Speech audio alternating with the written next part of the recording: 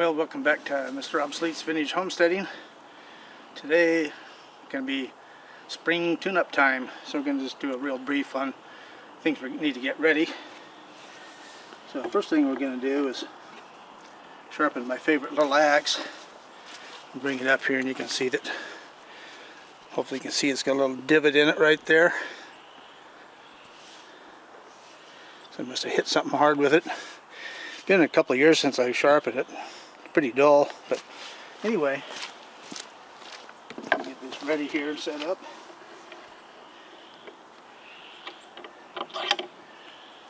Okay, we're going to start out with a file with a medium teeth on it.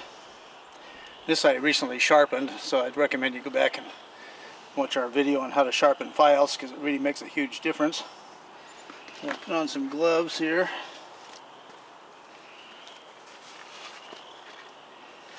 And, you know, some people like to completely file out these divots, but it really cuts back on the face here, so there's a little bit of a dip in it, it's no big deal. So anyway, I'm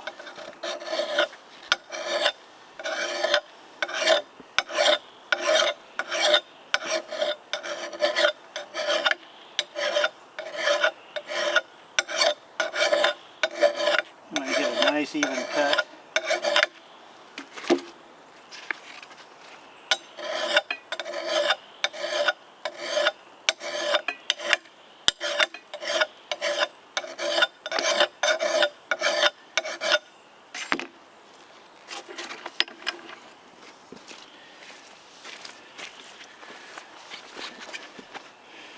You can see that nice shiny edge.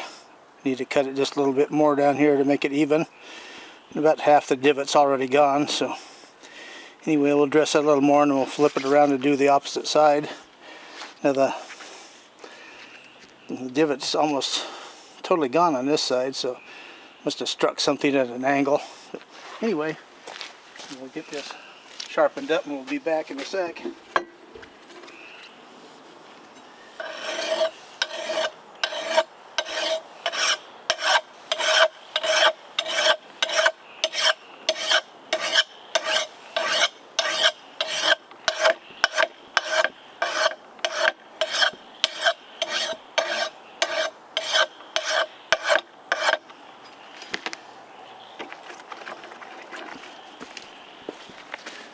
Okay, now you can see that nice shiny edge on both sides here.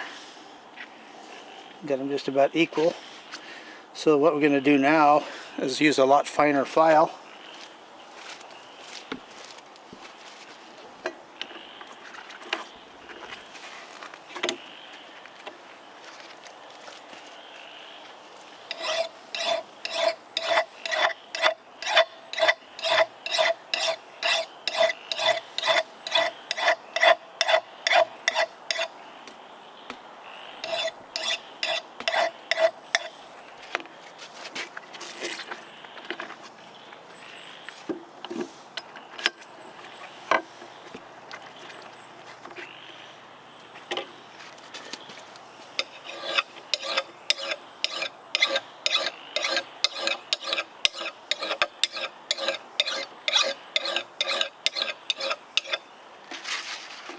Okay,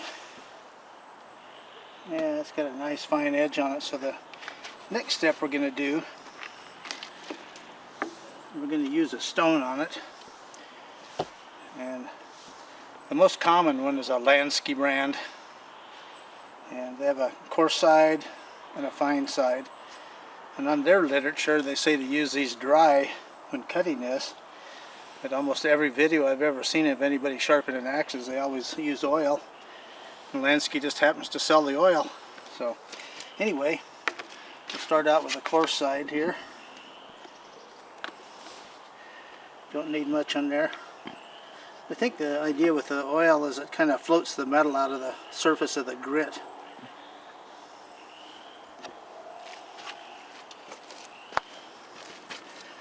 You want to use it. Get the right angle and then get a nice circular motion.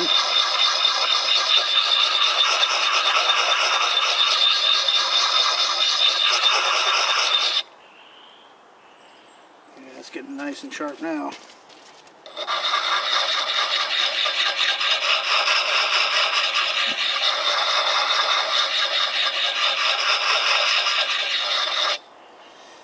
And then we'll turn the stone over, use the fine side to do the finish cut.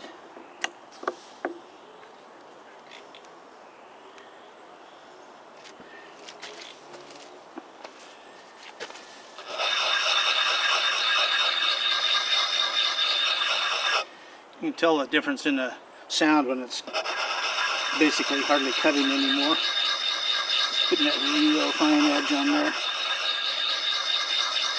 And it sounds the same all the way across. Time to flip it over.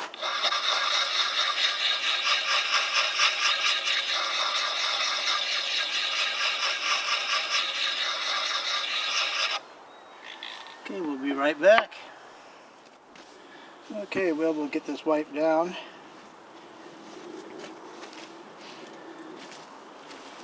There you can see that fine paste there. It's a combination of the grit of the stone and a really fine metal. So anyway, okay, the last step we're going to do is, this is a leather strop. So you got leather on it here with a rust surface. You have this compound here, a polishing compound. It comes in different colors because the lubricity and the coarseness of it vary. So this is what I use. It's kind of a medium. You're going to put that on there good. And what you use this for, even though you took that polishing stone and polished this edge, there's always just a little teeny bit of metal curl on the very face of the tip. And so this will remove that. So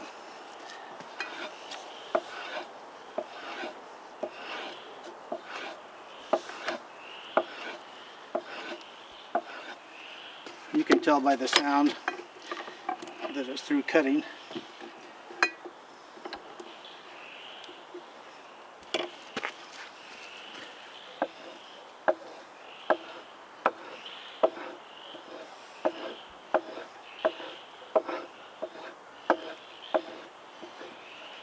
Okay, there we have it.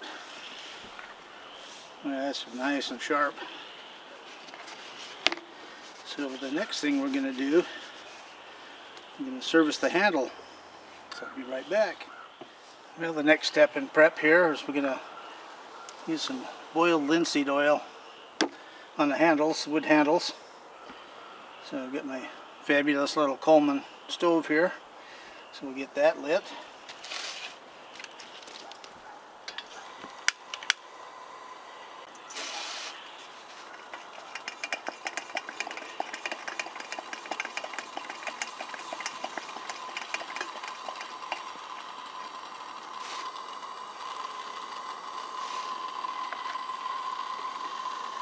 Okay, well, we got some oil in here, so we'll put that and heat it up just a little bit. The thing that, this handle feels pretty dry. That's what I've found on using the oil. If your handle feels dry, it definitely needs the job there with the linseed oil put into it. But if it feels just slightly damp but doesn't leave a stain on your hand, it's fine. And every piece of wood is different. Some will soak in stuff better than others, but if you look at the head on here, you see that nice color and sheen on it there. That's boiled linseed oil too, so I do the head and everything. That leaves a nice shield. It keeps it from rusting. It's really keeps these things in really great shape. And since this is my most used axe, I like to keep it in top-notch shape.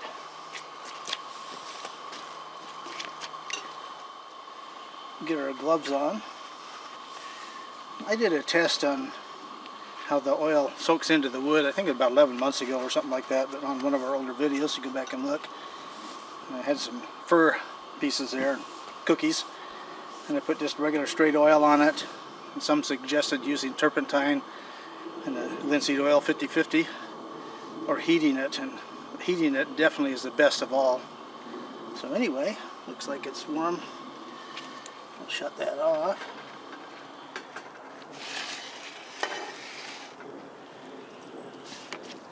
I like using a cloth like this. And you kind of want to work it into the wood. You want to push it in, especially up around the head here, because that's a place where the wood doesn't get the oil, and eventually it gets dried out, and that's where they always break. And you know, like I say, I do the head too, and I take get a nice daub of it on the top here and put it right down in where the wedge is and stuff to let it soak in. And it keeps it. That's the only way you can get as much in there as possible. So we'll just hang this up and let it cure for a couple of weeks before we use it.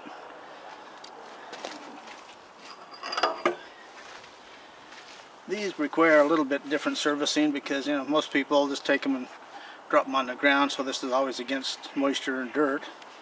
Well, you want to take a little wire brush or something and get it as clean as possible. And same procedure, you want to put this on as heavy as you can on the very top here.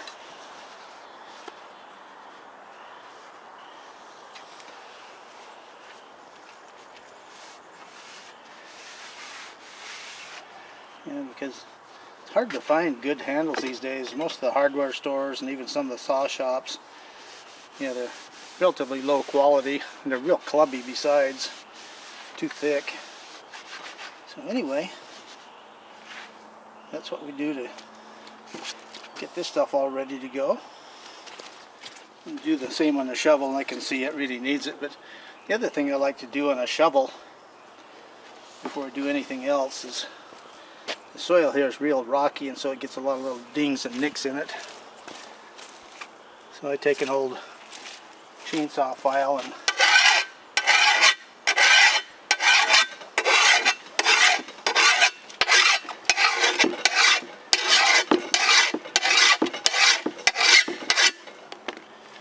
you can see, if we get it just right there in the light, you can see that nice little shiny lip. So I'll go ahead and file it just a little more. And anyway, we'll get the handle done here first. And shovels require a little different stuff too, because right down in here it doesn't ever get the oil in it, so they always break off right through here. So what I do is I take duct tape or something that'll seal real well, and I put it up, and then I'll pour oil down it about once a week for a couple, 2 or 3 weeks, and makes them so they're still flexible and stuff. They don't snap off anymore. Well, the axes and the hand tools are probably our number 2 most used tools here. And number 1 is chainsaws, because we're always taking down trees for firewood, clearing the area. We've got a bunch of dead trees to take out. But I used to have to buy lots of rebuild kits for the carburetors because the fuel we have today is really bad. And if it's got alcohol in it, it's really bad. It attacks the diaphragms in the carburetor. It makes them hard so they won't pump fuel. So anyway, the thing that, like everything, things go downhill. I always try to use original equipment carb kits like these. There's a Walbro. But the last batches that I got, I had a few problems with them. A couple of them didn't have all the parts in them they're supposed to. And then the other one down here says parts sourced from 5 different countries. So there's China, Japan, USA, Taiwan, and probably Mars, or maybe the penguins in that article start making parts for them too. But anyway, the most commonly available are the Chinese kits.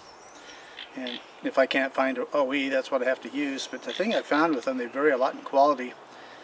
And in the carburetor, there's little pins that line up the diaphragms, and a lot of times I find the holes that mount them are in the wrong place. I have to take an X-Acto knife and cut them to get them square up. And the other thing that's I just don't use that of them is the metering level for the needle on the fuel pump there, and some of the other little metal pieces in there. And the reason for that, they're not near the quality of the original stuff. And I've had some of them where they're stamped, and they're supposed to be straight across to open and close the metering needle, but they're crooked. So I use the original stuff as much as I can, just use the diaphragms out of them. So anyway, like I say, I used to buy about $135 worth of kits every spring for all the different equipment, and now I'm able to get the non-alcohol fuel, and I usually only spend $25 to $35. It makes that much difference. And the other thing too is my saws don't sit a lot. I use them all year long, and so I don't generally need to tune them up in the spring because, you know, they've been using them. The only time they really need to be tuned is in the hotter weather, you know, because the air density is different, and so there again you have to change it to get them to be spot on. And you know, the ideal situation is 14 parts of air to 1 part fuel. And you know, there's lots of videos out on how to tune them and whatnot, but the one thing that I always will tell you is your spark plug. When you take it out and it has a nice tan color across the tip of the electrode and around the base there, that's perfect.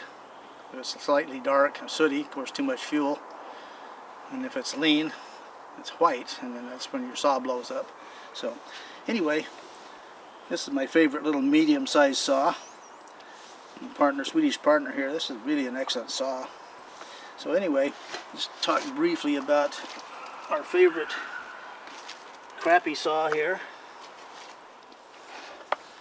So anyway, we've got a real treat for you, because we're going to be using the Timberman, the Homelite Timberman, and oops, the wrong name, TimberMouse, that's what it is, mouse power. But anyway, I talked about the bad features of it in the last video, and I found a new one. Really weird. You can move the chain by hand so the chain brake is off, but when you fire it up, it drags so much you have to sit there and hold the throttle wide open. It takes a few seconds for it to overcome the drag. I don't know if it's case warps or something. A couple of people sent me messages to say they just took them off because they would lock up so bad, but they're again really poor quality. Don't buy one of these ever for anything unless you know, got a big axe around or something to try it out on and chop it up for pieces there. Something fun to do. But anyway, again, I don't recommend these little cheap saws. Just got too many problems. And so I get questions of, you know, if I were unfortunate enough that I have to go buy a new saw, what would I buy? And it would be a small saw, because I got plenty of big ones, but I would buy an Echo over all of them. And there's several reasons for that. Number one, they come with a 5-year warranty for just homeowner use. The others maybe 1 or 2 years at the most. I don't know for sure, but the small stills and Husqvarna's, the crankcase is made out of plastic, and the Echo's made out of a nice magnesium alloy. So that's why I wouldn't buy a small still and stuff. And when they have the plastic cases, you know, if you need to rebuild them and stuff, they don't make a lot of parts for them. They're designed to be used and tossed. They're not supposed to be fixed. And the Echoes are different. You can buy most any part for them. But of course, there's lots more dealers around for Husky and Stihl, so you need to find somebody around that has the pizzas and stuff that's within a reasonable drive. So anyway, TimberMouse is going to go out and chop down a tree. How exciting, eh? Well, we've got a real treat for you today. We got our crappy Homelite TimberMouse here, and I found a tree that's a perfect match for it. So, got our saw, our wedge, and our axe, and safety gear, and we'll see you at the tree. Here's our great big tree we're going to drop with the TimberMouse. This had just the right amount of power for cutting this. So as soon as I get the saw running, I'll be right back.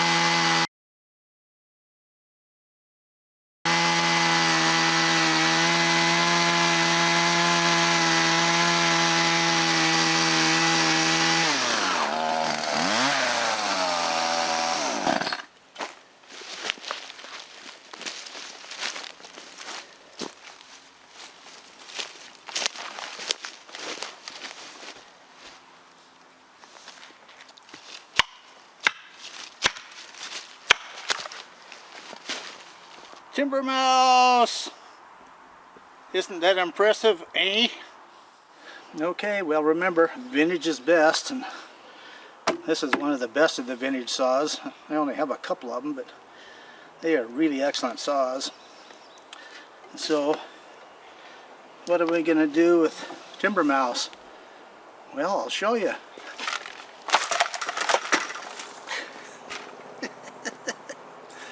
Garbage! Vintage is best. We'll see you in the next video.